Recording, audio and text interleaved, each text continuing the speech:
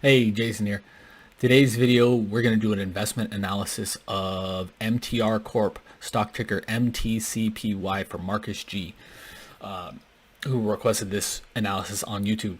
Though I need to let you know you can get this series of podcast anywhere in the world for free on all major podcasting platforms, Stitcher, Anchor, Spotify, SoundCloud, iTunes, and more. You can get this as part of the I Love Value Investing podcast anywhere in the world for free. To subscribe and hit the notification bell if you're watching on YouTube, so you're notified every time we release a new video, and we release new videos all the time. If you're listening on YouTube, so you are notified anytime we release a new video, and release new videos all the time. If you want to learn how to invest better and faster and more efficiently, make sure to stick around to the end of the video, and I'll tell you how to get some free resources. Okay, so this is an analysis of MTR Corp for Markus G, stock ticker MTCPY. We're going to get to that in a second. Before I get to that, though, I need to remind everybody this is for educational purposes only. I do not own any stock I talk positively about. I've never evaluated these stocks before, most of them. Some of them I don't even know what they do because I've never heard of them before. I don't short sell ever, so I don't profit from anything I talk negatively about. This is for educational purposes only, to help you learn how to spot, or to help you learn how to use the numbers a company produces to learn an enormous amount about a company really fast, so you can discard crap companies faster and invest in better companies, or take more time to research better companies. I have a full explanation of why I have that resource, or why I have that kind of disclaimer, in the last video on Salesforce, which you can find below this. Okay.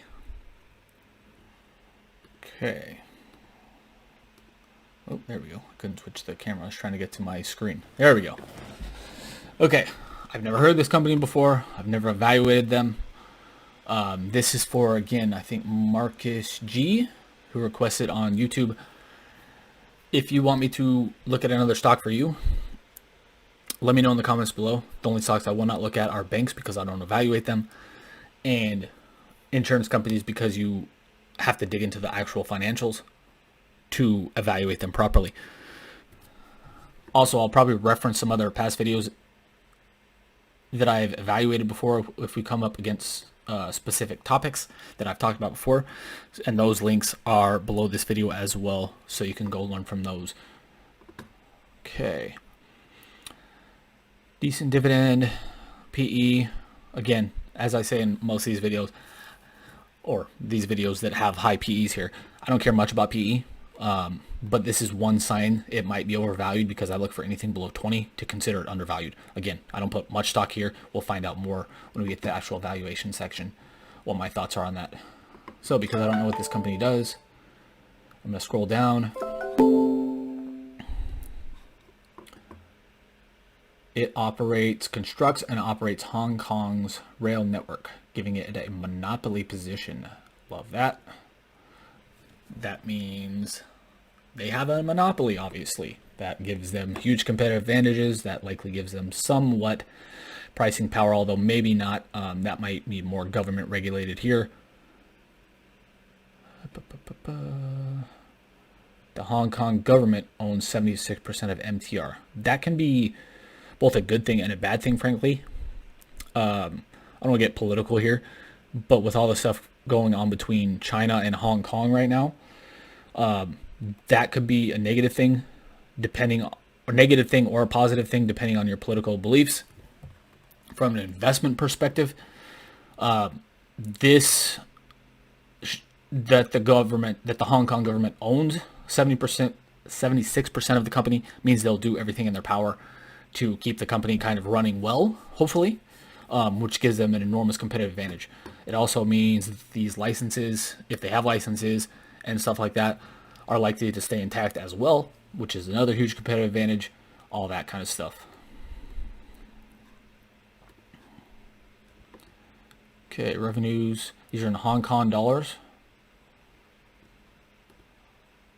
I think that's what HKD is, Hong Kong dollars. If it's not Hong Kong dollars, I apologize.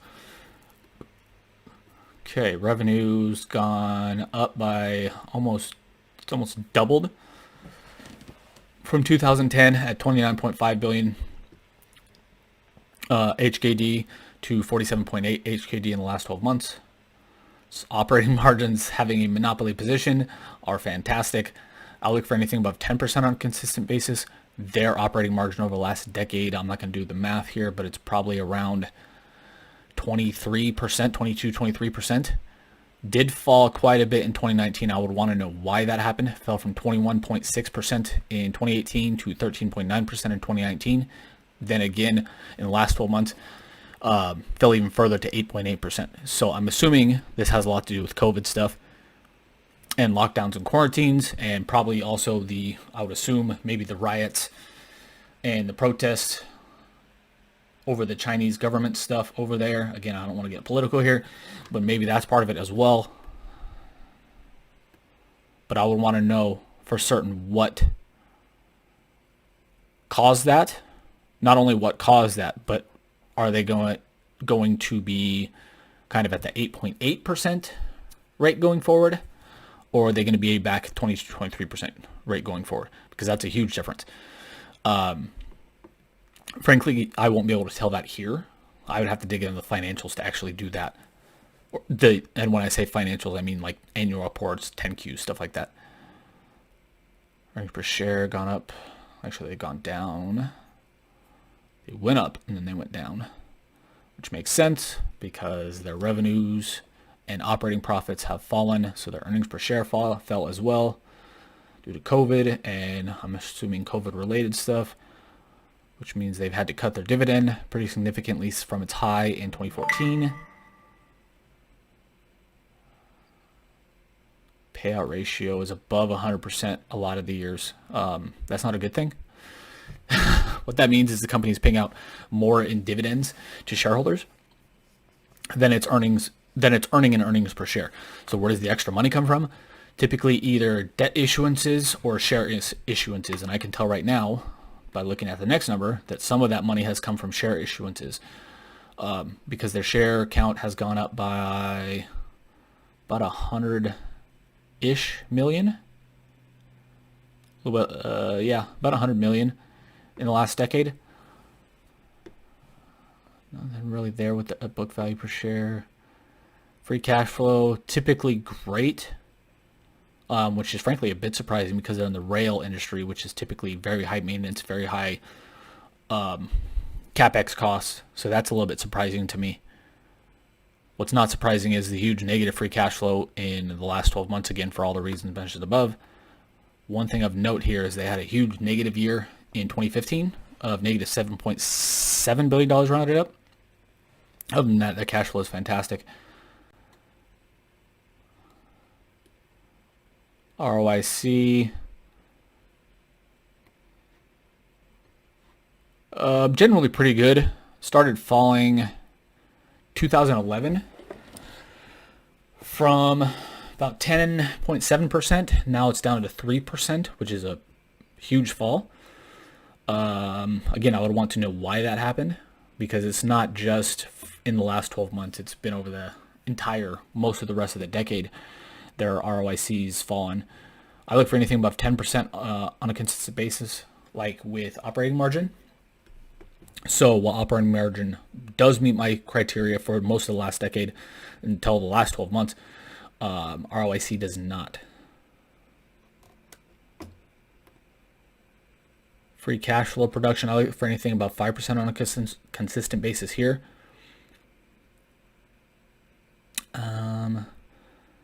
It's been up and down, negative for 1, 2, 3 years, including the last 12 months.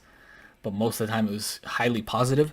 Again, I would want to know why that is. That raises questions, just like some of the other stuff I mentioned above.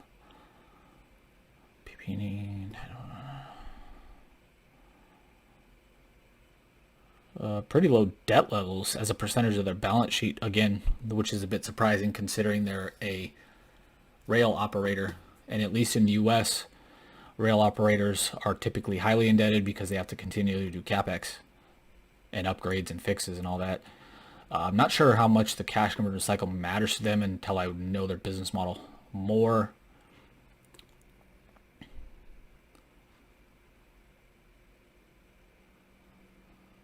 So they have, are these in Hong Kong dollars or actual dollars? Let's go in here and find out. Okay, so the reason I asked that is because obviously Hong Kong dollars to US dollars, I don't know what the conversion rate is, but they're different. So these numbers, if they were in US dollars, for example, could make a huge difference if they are in, or when compared to being in Hong Kong dollars. So they have 18, what was that? Okay, HKD in billions. So they have 18 billion HKD in cash.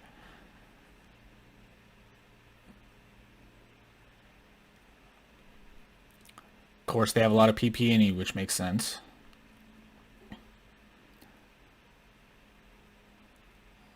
They have a lot of intangible assets, which are not really disclosed here what they are. It says other intangible assets. So I'd have to go to the financial statements, the 10K, to figure out what those are. Those could be valuable. Again, if you've seen any of my videos, Salesforce one I talk about quite a bit. Goodwill and intangible assets. Some other ones I think ExxonMobil, Cody. Some of the other ones linked below that you can watch for free. I talk about intangible assets and goodwill. Most of the time I don't like them.